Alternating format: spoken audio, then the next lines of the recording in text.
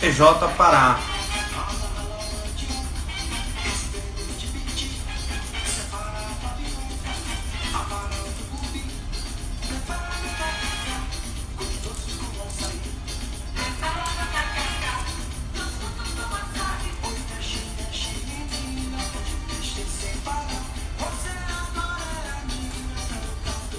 Boa noite, Davi, professor Davi. Vamos lá. Ouvindo Pinduca, música paraense, para a gente falar um pouco sobre o TJ do Pará. Vou acionar agora também uma programação via Facebook, porque essa live vai ser conjunta no Instagram e no Facebook, ok? Vou esperar só mais um minuto para que os outros colegas sejam comunicados.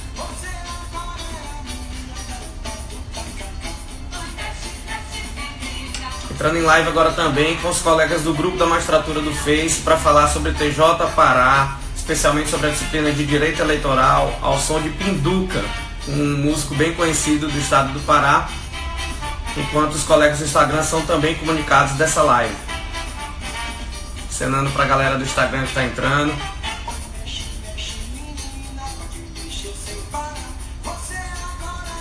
Vamos lá. Ok, então a gente vai tentar fazer uma transmissão dupla, de um lado o Instagram, do outro lado os colegas do Facebook no grupo da magistratura, onde nós vamos falar um pouco sobre a prova do TJ do Pará, que infelizmente deve sim ter a sua primeira fase cancelada. A própria banca já fez um comunicado oficial da análise da gravidade dos eventos ocorridos nesse domingo, que, para quem não sabe muito bem o que aconteceu, houve um barulho muito forte, um problema estrutural em um local de aplicação de prova em Belém, o que fez com que vários candidatos saíssem de suas salas com provas em mãos e, enfim, não pudessem concluir com a devida isonomia a sua prova objetiva, que certamente deve acarretar na anulação dessa primeira fase. Mas para a gente que tem que estar sempre afiado, sempre por dentro do que os concursos exigem, isso não vai fazer grande diferença, porque a gente tem que realmente estar estudando a prova mesmo anulada, porque muitas das questões dos temas reaparecerão nas próximas fases, nos próximos concursos. Fica a grande tristeza, especialmente do prejuízo financeiro, do tempo, da sensação de tempo perdido, que na verdade não é, porque o estudo não é perdido, uma vez que ele é assimilado, que ele é incorporado, e o concurseiro do TJ Pará ainda faria a primeira fase, teria que estudar para a segunda fase, para a prova oral, então vai todo mundo certamente continuar na mesma pegada, sem desânimo, e contem com o MED também nesse sentido. Então hoje nós vamos falar um pouco sobre a prova objetiva em si, do direito eleitoral especialmente, mas também sobre o perfil dessa prova, que quase que por unanimidade foi tida como uma prova difícil, né? Os colegas que entraram em contato com o MED, assim como também do TJ de Rondônia, que a gente ainda não vai comentar porque não houve a liberação do caderno de provas da primeira fase em Rondônia, como já ocorreu no Pará, que os colegas puderam sair com a prova, e daí a nossa preferência de já estar falando do TJ do Pará. Rondônia também foi tida como uma prova bem difícil, bem complexa, com novos termos apresentados em direito administrativo, em direito eleitoral, em várias disciplinas. Então é sempre desafiador a gente acompanhar essa nova onda, essas nomenclaturas diferentes que aparecem desde a primeira fase, ok? No direito eleitoral, nós tivemos a felicidade de colocar muitos temas que caíram em provas na prova objetiva domingo em destaque no nosso aulão veiculado no sábado lá em Belém, aulão lotado no Hotel Sagres. Nós tínhamos ali mais de 400 alunos do MED focados em revisar com a gente alguns temas selecionados para a primeira fase, e nós tivemos a sorte de comentar no sábado, né? A sorte, claro, aliada à pesquisa que o curso sempre orienta concurso a concurso, né? Com a equipe ali específica para cada fase.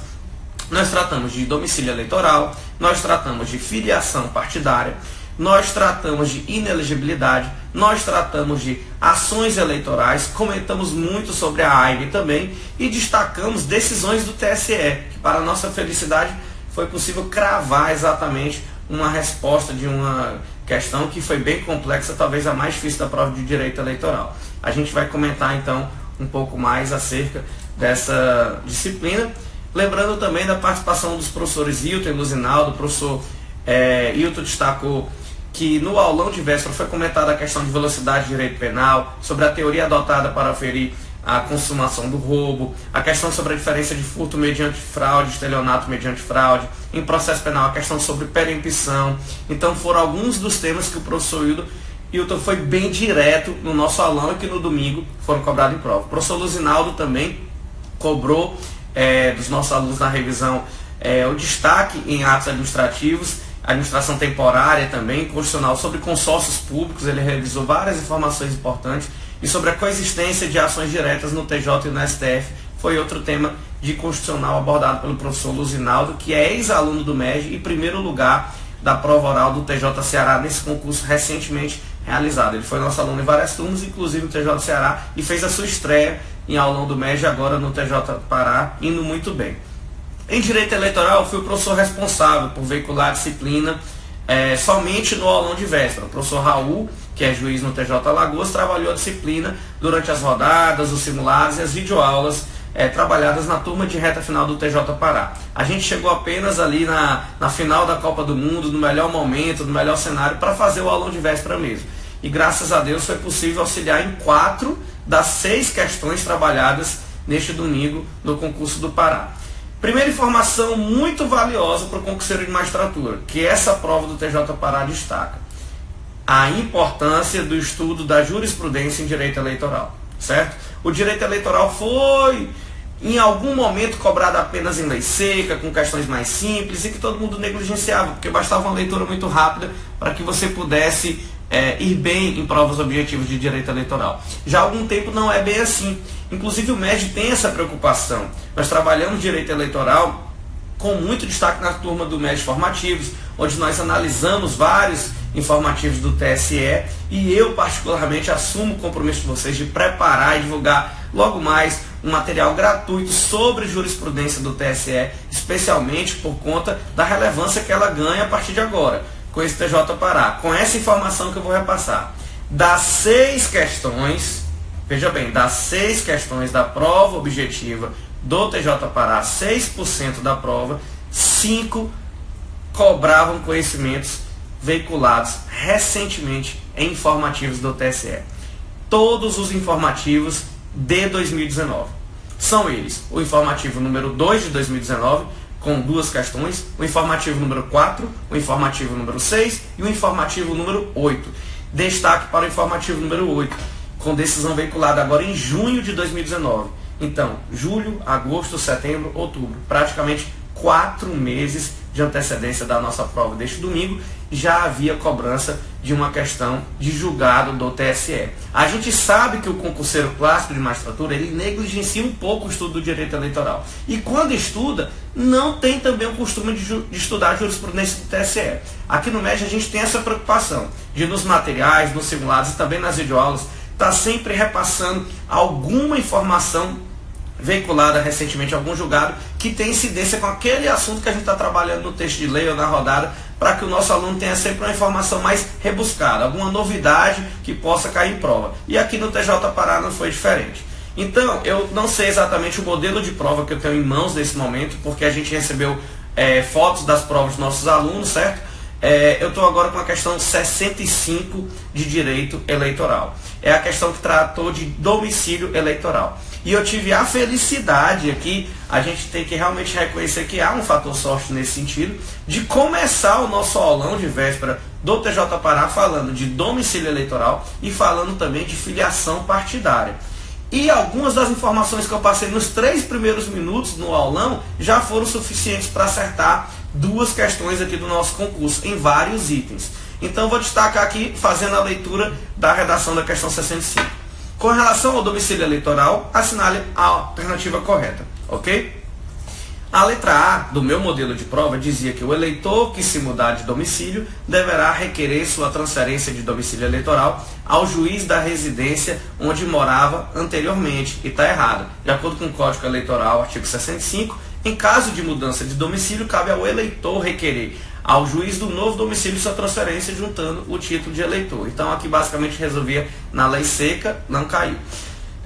Jurisprudência nesse momento. O eleitor transferido não poderá votar no novo domicílio eleitoral em eleição suplementar a que tiver sido realizada antes da sua transferência. Pessoal, eleição suplementar em direito eleitoral vale a leitura do artigo 224 do Código Eleitoral, para que você entenda aquela questão da nulidade dos votos nas eleições presidenciais do Estado, eleições federais, estaduais, municípios, nas eleições municipais, quando a gente tiver uma situação de nulidade de votos, tá bom? Até o quórum ali a ser destacado pelo artigo 224. Então, quando ocorre isso, essa nulidade, é necessário que se realize uma nova eleição, que é entendida como eleição suplementar. E há uma vedação no nosso Código Eleitoral, eu vou ler novamente aqui para vocês, no artigo...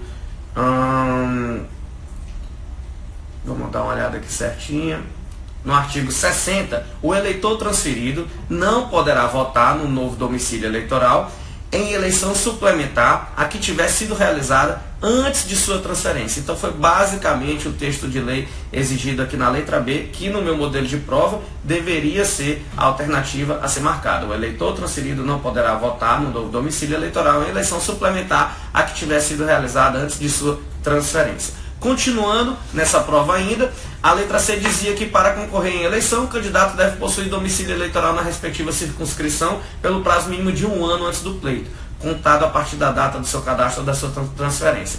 Essa foi a segunda informação repassada no nosso aulão, onde eu apresentei uma tabela que destacava de um lado filiação partidária, do outro domicílio eleitoral, e apresentava que esse prazo anteriormente era de 1 ano e que ele foi alterado e passou a ser de 6 meses. Então ficava bem tranquilo para quem tinha ido no nosso aulão lembrar dessa informação, que faz parte da Lei das Eleições, artigo 9º, que diz que para concorrer às eleições, o candidato deverá possuir domicílio eleitoral na respectiva circunscrição pelo prazo de 6 meses e estar com a filiação deferida pelo partido no mesmo prazo. Isso é oriundo da mini reforma eleitoral de 2017, tema que já foi muito tratado nas turmas do MEG. A letra D dizia que o domicílio eleitoral, para efeito de inscrição do eleitor, será o lugar de sua residência ou moradia. No caso de haver mais de um, será o da residência mais recente. É errado também. E a gente tem aqui,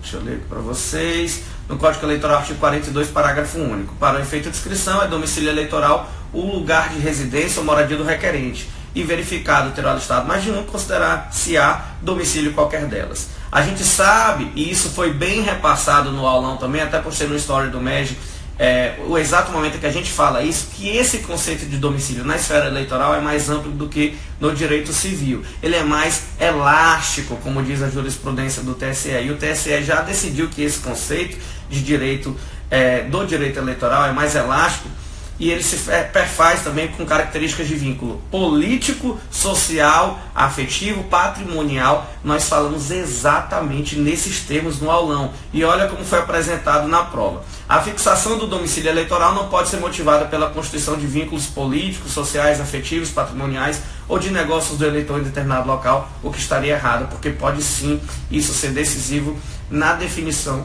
do domicílio eleitoral. Então, basicamente, era a primeira questão da prova, questão 65, e ela poderia ser respondida com conhecimento de texto de lei.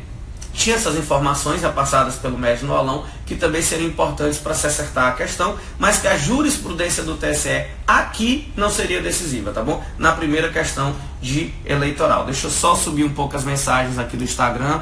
Eu queria até dizer para os colegas que eu vou abrir um espaço para responder questões do Instagram ao final da nossa live, tá bom? Vou dar uma olhada aqui no grupo da magistratura, tem alguns colegas também acompanhando a nossa live, mas para que a gente possa correr bem o conteúdo, é interessante que a gente não fique respondendo a todo momento, porque senão vai ficar engessado, ok? Eu vou agora para a questão 66.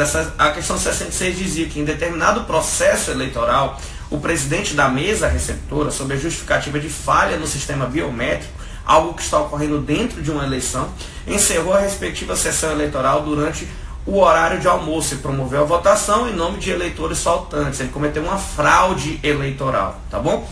Tendo como referência a situação hipotética apresentada, assinale a opção correta, com base no entendimento do TSE acerca de fraude em processo eleitoral do ajuizamento de AIME para apurá-la, tá bom? A AIME a gente tratou bem no nosso aulão também. Nós destacamos aqui as hipóteses de cabimento, falamos do legitimado ativo para a AIME, falamos do prazo de 15 dias, do termo inicial da diplomação, do termo final também.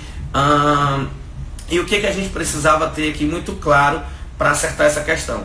O conhecimento do julgado mais recente cobrado na nossa prova, veiculado no informativo número 8 de 2019, que diz que cabe ação de impugnação de mandato eletivo que não se sujeita aos prazos preclusivos estabelecidos no Código Eleitoral em razão de sua natureza constitucional. A conclusão de um julgado veiculado aqui no informativo número 8.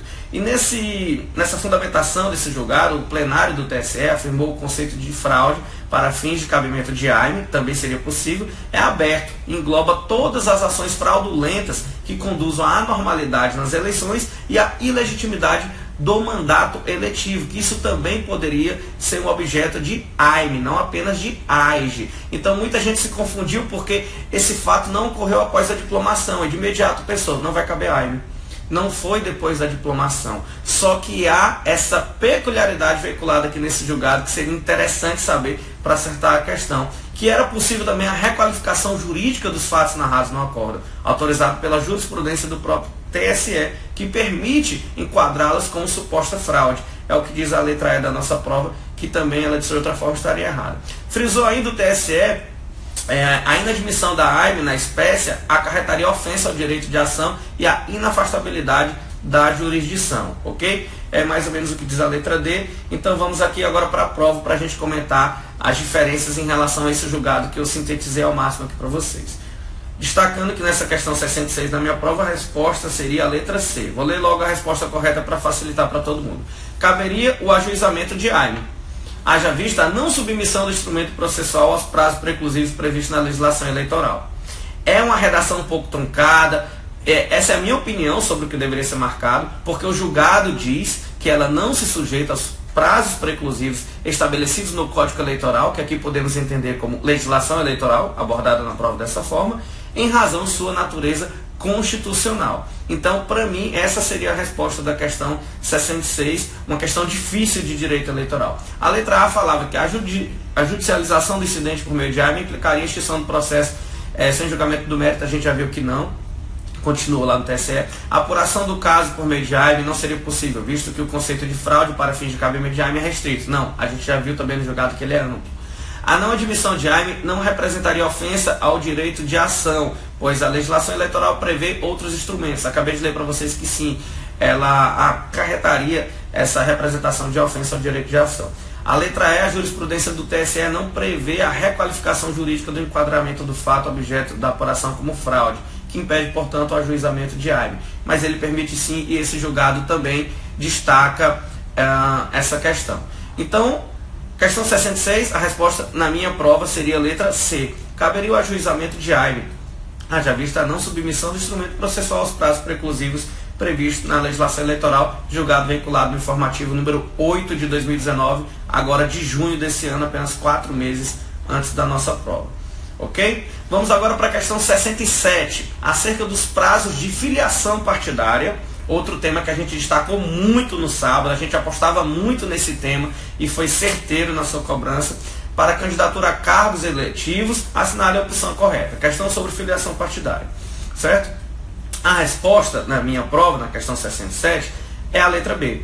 Além da lista de filiados apresentada aos juízes eleitorais, são admitidos outros meios de prova para comprovação do tempo de filiação, inclusive conversas em aplicativo de mensagens instantâneas. Aqui a gente pode entender como WhatsApp, tá bom? Tinha uma pegadinha aqui interessante em relação a essa questão.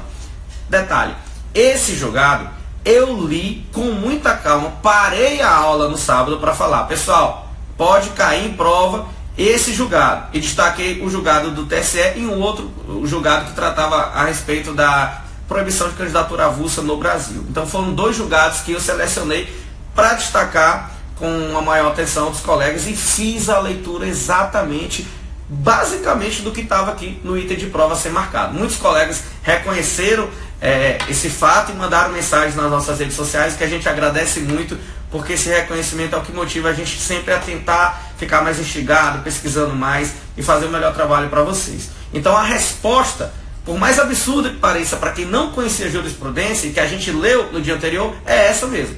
além da lista de filiados apresentada aos juízes eleitorais, são admitidos outros meios de prova para comprovação do tempo de filiação. Qual é esse tempo de filiação, pessoal? Na legislação, falei anteriormente, falei no aulão, 6 meses, tá bom? Era 1 ano, mudou para 6 meses. Inclusive conversas em aplicativo de mensagens instantâneas. Essa decisão foi veiculada no informativo número 2 de 2019 do TSE, tá bom? Ele diz que prova de filiação partidária e aplicativo de mensagem é admitida a prova de filiação partidária por meio de conversa em aplicativo de mensagem instantânea. Exatamente o trecho que a gente utilizou na aula e o trecho cobrado aqui no concurso. A letra A, C, D e E estariam erradas. E era importante que a gente conhecesse aqui o artigo 20, eu vou destacar para vocês a leitura. É facultado ao partido político estabelecer em seu estatuto prazos de filiação partidária superiores aos previstos nessa lei, com vistas à candidatura a cargos eletivos. Eu estou falando da lei dos partidos políticos, ok? Parágrafo único. Os prazos de filiação partidária fixados no estatuto do partido, com vistas à candidatura a cargos eletivos, não podem ser alterados no ano da eleição. Então, com o artigo 20, parágrafo único da lei dos partidos políticos, a gente entendia já que a letra A, C, D e E estariam erradas. Eu vou ler para vocês essas alternativas.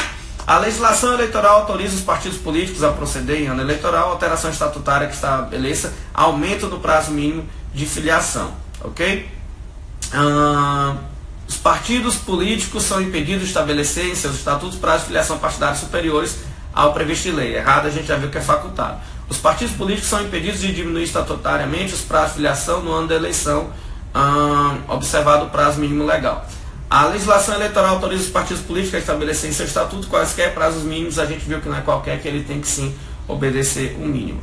Gente, você foi certeiro, adorei, arrasou, obrigado pela mensagem. Vou só novamente subir aqui algumas mensagens para que a gente não possa perder a sintonia aqui com o que está fazendo em live, ok? Eu vou agora para a questão 68. Acerca da prova de captação ilícita de sufrágio, assinale a alternativa correta. É uma questão que basicamente tratava sobre prova testemunhal. Novamente o informativo do TSE, informativo número 2 de 2019. Ele dizia que, estou agora no informativo, é admissível a condenação por captação ilícita de sufrágio lastreada exclusivamente em prova testemunhal consistente. Esse foi o entendimento do TSE, ao julgar um recurso especial eleitoral contra acordo que reformou sentença de piso e tarará.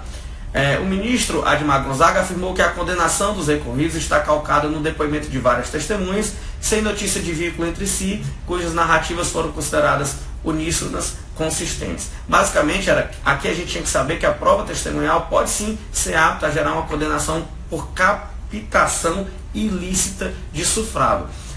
Mas aqui é uma diferença entre prova testemunhal singular e exclusiva, que era uma pegadinha interessante aqui na nossa questão. A resposta que a gente entende como a correta é a letra B. É possível provar a captação ilícita de sufrágio por meio de prova testemunhal apenas. Ok, somente a prova testemunhal. Exclusiva significa que assim, no caso desse julgado, a prova testemunhal foi decisiva para uma condenação, mas ela envolvia várias testemunhas que não tinham contrato entre si e eram consistentes nos seus depoimentos. É a prova testemunhal exclusiva que gera também uma condenação por captação ilícita de sufrágio. Continuando. O que não se admite é a perda de mandato com base exclusivamente no depoimento de uma única pessoa. A gente vai ler aqui, pessoal, o artigo 368A do Código Eleitoral.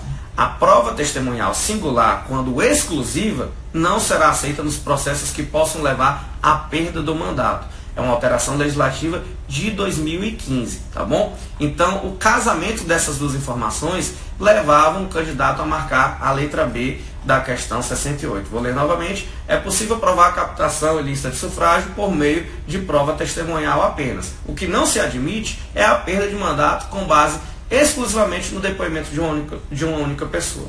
A outra alternativa, a prova testemunhal singular, quando exclusiva, deve ser aceita nos processos que possam levar à perda de mandato. Então a gente já falou aqui da leitura do artigo 368A.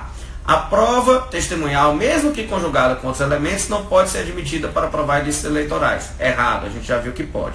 Não se admite a condenação lastreada exclusivamente em prova testemunhal. Era a letra E também, errado, a gente já viu que pode. Peça atenção na leitura do informativo número 2 do TSE de 2019, que trata do julgado específico cobrado em prova. Vamos à questão 69 agora. O juiz eleitoral de determinada comarca recebeu representação que alega a prática de propaganda eleitoral extemporânea. Propaganda eleitoral foi outro tema dissecado no nosso aulão de véspera no sábado. Na demanda, pede-se a condenação da pessoa que veiculou, em período vedado pela legislação eleitoral e em grupo restrito de mensagens instantâneas, pedido de votos a determinado candidato. Em grupo restrito de mensagens instantâneas. A gente vai lembrar novamente aqui do WhatsApp, tá bom? O WhatsApp não significa, de uma forma geral, redes sociais. No Instagram, no Facebook, você pode veicular informação que são proibidas, numa ideia de propaganda eleitoral extemporânea, e você vai atingir um grande público, porque ele não é um grupo restrito, como acontece no WhatsApp. Essa informação é importante. O TSE, no informativo número 6, veiculou um julgado especificamente sobre esse assunto, que foi o que gerou a questão da nossa prova. Propaganda antecipada, mensagens em grupo de WhatsApp e liberdade de expressão. Eu vou ler para vocês aqui o voto da ministra Rosa Weber, que deu provimento ao recurso por entender não caracterizada a propaganda eleitoral extemporânea, devendo prevalecer a liberdade de expressão e opinião no Estado Democrático Brasileiro. E que ela destacou que o WhatsApp, em ambiente restrito do aplicativo WhatsApp, não objetivou o público em geral, de modo a macular a igualdade, a isonomia de oportunidade entre os candidatos, mas apenas os integrantes daquele grupo, enquanto conversa circunscrita aos seus usuários, alcançada nessa medida pelo pleno exercício da liberdade de expressão. Ela apresentou uma ponderação aqui, certo? Entre essa liberdade de expressão e uma possível quebra de isonomia, que não aconteceria, porque o impacto dentro de um grupo de WhatsApp seria reduzido.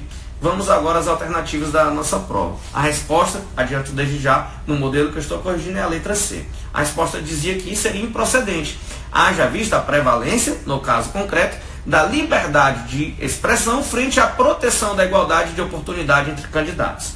Era a síntese do julgado aqui representado na letra C. Olha só como a letra A, que não deveria ser marcada, era bem perigosa. Improcedente também, pois pedidos de votos divulgados em grupos de mensagens instantâneas, WhatsApp ou em redes sociais, podem ser realizados a qualquer tempo. Errado, redes sociais não é grupo restrito. Pode ser uma mensagem muito ampla, de grande impacto, e aí sim, talvez, gerar uma quebra de isonomia entre candidatos. Letra B, procedente, haja visto alto potencial de difusão dos diálogos de grupos de mensagens instantâneas. Isso aqui foi rechaçado pela jurisprudência. Letra D, procedente, haja visto a prevalência, no caso concreto, da proteção à igualdade de oportunidade entre candidatos, não foi a isonomia que prevaleceu nessa ponderação. Improcedente, pois a ausência de tipificação do ato na legislação eleitoral impede a caracterização da conduta como propaganda eleitoral antecipada. Não, a gente não pode confundir crimes eleitorais com hipóteses de propaganda eleitoral antecipada, também estaria aqui errada a letra E. Então, basicamente, lendo de novo, a resposta que deveria ser marcada em prova, deveria ser julgada improcedente a representação. Haja vista a prevalência, no caso concreto, da liberdade de expressão frente à proteção da igualdade de oportunidade entre candidatos. Destaque, o MED também ajudou nessa questão aqui durante o trabalho na turma do TJ Pará com observações em relação à jurisprudência do TSE. E a gente recebeu mensagem nesse sentido de nossos alunos também reconhecendo essa questão do WhatsApp. Vamos lá agora para a questão 70, que é a última questão da nossa prova, então é o último debate técnico aqui da nossa live. Tales interpôs recurso ordinário, tá bom? Contra o indeferimento do registro de sua candidatura ao cargo de deputado estadual por TRE, em razão de inelegibilidade atraída por condenação em crime contra a administração pública. O recorrente afirma que a condenação pelo TRE se deu em ação penal originária, decorrente de foro de prerrogativa de função, por exercer à época dos fatos o mandato de deputado estadual. Ele alega que a condenação originária não tinha o condão de atrair a inelegibilidade prevista na legislação eleitoral. Em síntese, e olha como o advogado ele foi bem técnico, ele foi bem esperto realmente na tese aqui defendida. Ele entendeu o seguinte: a gente sabe que na lei das inelegibilidades, a 64/90, nessas hipóteses de crime contra a administração pública com a condenação, a gente vai gerar uma inelegibilidade, ok? Que ela vai durar 8 anos. Ela só vai exigir que a decisão venha transitada em julgado ou proferida por um órgão colegiado. Qual foi a malícia aqui do advogado que gerou essa discussão lá no TSE, que veio cair aqui na nossa prova? A malícia foi o seguinte: olha, o meu cliente tinha foro por prerrogativa de função. Então, quando ele foi julgado por um órgão colegiado, na verdade era a primeira vez que ele estava sendo julgado. Então ele não pode incidir sobre si de imediato a inelegibilidade de 8 anos. Não pode, seria injusto. O que o TSE falou? Órgão colegiado não se confunde com duplo grau de jurisdição. E o que a lei das inelegibilidades fala é sobre órgão colegiado, tá bom? Então basicamente era isso que a gente tinha que ter de informação mais rebuscada. Além do que, essa informação básica repassada pelo médico no aulão de véspera sobre a questão da condenação transitada em julgado ou proferida por um órgão colegiado que geraria a inelegibilidade por 8 anos, tá bom? Então o que diz o julgado? Ele é apresentado em informativo número 4 de 2019 do TSE. Condenação criminal em competência originária e inelegibilidade prevista na linha E do inciso 1º do artigo 1º da Lei Complementar 64/90. A decisão criminal condenatória proferida por órgão judicial colegiado no exercício da sua competência originária atrai sim a incidência da causa de inelegibilidade aqui mencionada, ok? Era um recurso ordinário também. Daí a coincidência de realmente a banca ter tirado a questão exatamente desse julgado. Também no julgado era um crime contra a administração pública. E a tese defendida é que não se pode confundir colegialidade com duplo grau de jurisdição. A legislação prevê como requisito para a incidência da inelegibilidade apenas que a decisão condenatória seja proferida por órgão colegiado, não fazendo alusão ao duplo grau de jurisdição. Síntese do julgado aqui revisado. Agora vamos para a nossa prova. Vou ler de novo o caso. Tales interpôs recurso ordinário contra indeferimento do registro de sua candidatura ao cargo de deputado estadual por TRE, em razão de inelegibilidade atraída por condenação em crime contra a administração pública. O recorrente afirma que a condenação pelo TRE se deu em ação penal originária decorrente do foro de prerrogativa de função, por exercer à época dos fatos, ou mandato de deputado estadual. Ele alega que a condenação originária não tinha o condão de atrair a inelegibilidade prevista na legislação eleitoral. Vamos agora à resposta, que para a gente é a letra A. Não assiste razão ao recorrente, pois a condenação por órgão colegiado enseja inelegibilidade, ainda que proferida em sede de competência originária. É a síntese do julgado, era a opção a ser marcada.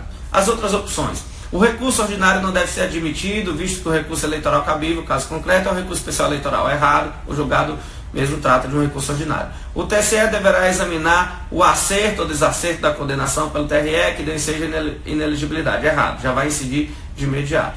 Havendo a possibilidade de reversão de condenação que ensejou a inelegibilidade, seria viável o deferimento de pedido de sobrestamento do processo de registro de candidatura. Errado também. Assiste razão ao recorrente porque a legislação eleitoral considera inelegíveis apenas os condenados em 2 instâncias por crimes contra a administração pública. Errado, não se fala em instância, não se fala em duplo grau de jurisdição. Aqui a gente só precisa realmente de uma decisão transitada em julgado ou de um órgão colegiado. Basicamente eram essas as informações. Estou vendo aqui, professor Evidente. Vamos lá, o que mais estão falando? TJ Pará, eu sobrevivi. Não é para ser tão engraçado, mas enfim. O pessoal gosta de brincar mesmo nos piores momentos. E a gente está bem solidário a esse sentimento. Porque já vem com a situação de TJ Alagoas, um pouco nebulosa, depois MP Goiás, agora TJ Pará. A gente imagina a dor que é do ser envolvido nesses 3 concursos. Então há um prejuízo financeiro envolvido, há um prejuízo emocional muito forte também envolvido. Então o melhor dos mundos é que nunca se anule.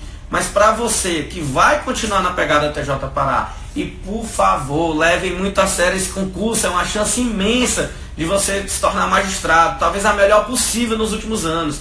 São pouco mais de 3 mil inscritos, certo? Muitas vagas, é um estado imenso, muitas comarcas, rotatividade boa, muitas pessoas passam lá e acabam indo para outros tribunais também. Então é uma oportunidade incrível para quem está inscrito nesse concurso do Pará, retornar, levantar a cabeça, sentir o golpe, foi ruim, mas vamos estudar novamente, levar a sério e encarar, porque a segunda fase é logo ali no TJ Pará e a aprovação também logo mais à frente, e dá para passar, dá para passar. A quantidade de vagas é bem considerável e não é todo dia que a gente tem uma oportunidade como essa dada pelo TJ Pará. Aos colegas do TJ Rondônia, estou ansioso por receber a prova para comentar também, para dar uma olhada, mas ainda não foi liberada pela banca, então assim que for liberada a gente vai estar fazendo comentário. Só mais uma situação, o MEG, independente da prova ser anulada ou não, do TJ Pará, vai comentar integralmente a prova do TJ Pará, tá bom? Tanto Rondônia como Pará, nós vamos comentar todos os itens e divulgar gratuitamente, como a gente já faz há muito tempo, já é tradição, aos nossos alunos e também aos nossos seguidores das redes sociais. Aqui é o curso que mais aprova magistratura estadual no país. Aqui a gente divulga resultado a resultado desde 2015, fase a fase, com o nome das pessoas e com total transparência. Para quem quiser chegar perguntando quem foi o primeiro lugar aluno do médio, o segundo, o terceiro, onde ele estudou, o que ele fez, a gente está sempre tranquilo, sempre com um número que está à frente de qualquer concorrente e tendo a oportunidade, inclusive, de convidar alguns desses alunos nossos que passam em primeiro lugar na magistratura para fazer parte da nossa equipe e ajudar os colegas que estão na luta pelos próximos concursos. O pessoal aqui no Instagram está pedindo para que eu revise novamente as respostas indicadas aqui no nosso gabarito extraoficial, é apenas a minha opinião e eu fundamentei a minha opinião com vocês durante toda a live, mas para quem não pôde acompanhar eu vou sintetizar rapidamente as respostas, tá bom? Questão 65, sobre o domicílio eleitoral, eu entendo que a resposta correta seria a letra B, que ela trata do artigo 60 do Código Eleitoral, ela diz que o eleitor transferido não poderá votar no novo domicílio eleitoral em eleição suplementar a que tiver sido realizada antes de sua transferência. Beleza? Voltando agora para a questão 66, que falava da AIME, tá bom? Para mim a resposta é a letra C. Que caberia o ajuizamento de AIME, haja vista a não submissão do instrumento processual aos prazos preclusivos previstos na legislação eleitoral. Na sequência, a gente tem a questão 67 sobre filiação partidária. Para mim, a resposta seria a letra B, um julgado que a gente trabalhou no nosso aulão. Além da lista de filiados apresentada aos juízes eleitorais, são admitidos outros meios de prova para comprovação do tempo de filiação, inclusive conversas em aplicativo de mensagens instantâneas. Na sequência, a gente tem a 68 sobre captação ilícita de sufrágio e prova testemunhal. Para mim, a resposta é a letra B. É possível provar a captação ilícita de sufrágio por meio de prova testemunhal apenas. O que não se admite é a perda de mandato com base exclusivamente no depoimento de uma única pessoa. Tá bom? Texto de lei que a gente já reproduziu aqui. Questão 69, que falava sobre uma representação de propaganda eleitoral extemporânea. Para mim, a resposta é a letra C, improcedente, haja vista a prevalência, no caso concreto, da liberdade de expressão, frente à proteção da igualdade de oportunidade entre candidatos. Okay? Falava da divulgação da intenção de voto em grupo de WhatsApp. Por fim, a questão 70, que falava da inelegibilidade do candidato que tinha foro prerrogativo de função e que ele queria defender a tese de que ele deveria ser submetido a um novo grau de jurisdição, não precisava. Para mim, a resposta é a letra A. Não assiste razão ao recorrente, pois a condenação por órgão colegiado enseja inelegibilidade, ainda que proferida em sede de competência originária. Ok? Pessoal, o MEG sempre teve muita preocupação com o direito eleitoral. Eu fui professor de direito eleitoral do MEG em várias turmas e sou acompanhado pelo Raul Cabus, que é juiz do TJ Alagoas, que me ajuda muito aqui com o direito eleitoral, porque eu também atuo em outras turmas, sou fundador do MEG, enfim, acabo um pouco atarefado. Mas desde o início do nosso curso, a gente sempre teve uma preocupação muito forte para que direito eleitoral fosse tratado aqui no melhor nível. Então a gente já gravou muita aula de direito eleitoral, nossos materiais fazem menções ao TSE sempre, a gente sempre considerou que o nosso aluno tem que estudar um pouco a mais para que não seja surpreendido com provas como essa agora do TJ Pará, que se não fosse anulada, iria complicar muito a vida de vários candidatos que não levaram o direito eleitoral a sério, até mesmo para atingir a nota de corte na primeira fase. Eu tive a oportunidade de pegar aleatoriamente algumas provas, eu fui até o local que teve o acidente lá na realização da prova, peguei algumas provas e basicamente todo mundo errando as questões de direito eleitoral. Até perguntava, mas você foi aluno do MEG? Ah, não deu para ir no aulão, não sei o quê. E aí do outro lado a gente recebendo mensagem de alunos agradecendo pelo aulão, pela turma, enfim.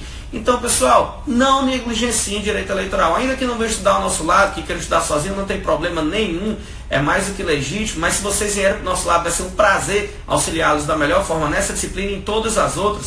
Os professores do MEG, aqui eu nem mencionei a participação dos professores da atuação online nessa prova, porque a gente ainda está nessa apuração, porque são muitas questões. E aqui vem a Beatriz Fontela em Direito do Consumidor, o Guilherme Andrade em Processo Civil, enfim, o Edson em Ambiental e ECA. Excepcionais professores que a gente tem sempre confiança, de olho fechado, que eles vão ajudar na antecipação de muitas questões.